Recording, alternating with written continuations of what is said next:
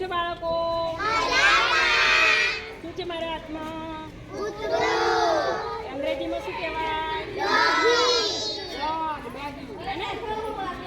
તો આપણે આજે એનો પરિચય કરીશું, બરાબર, ગુજરાતીમાં. અને પછી એ પ્રમાણે આપણે વાક્યો લખવાના છે. તો પહેલાં આપણે એને મૌખિક રોશની વાક્યો બોલીએ. ચિત્ર આ જોઈને, બરાબર, ચિત્ર જોઈને, કાર્ટૂન જોઈને પપેટ છે. શું કહેવાય? ચલો, એનો કલર કેવો છે? સફેદ ને કથ્થઈ.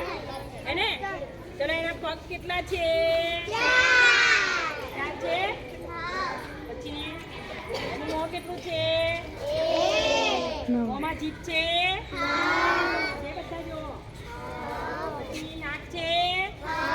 કેટલા નાક છે? અને એના કાન કેટલા છે? કાન છે? કઈ છે કાન? આ બાજુ કાન કઈ છે એના? કેટલા છે કાન? 2. પછી પૂંછડી છે? કઈ છે પૂંછડી? 1. કેટલી છે પૂંછડી?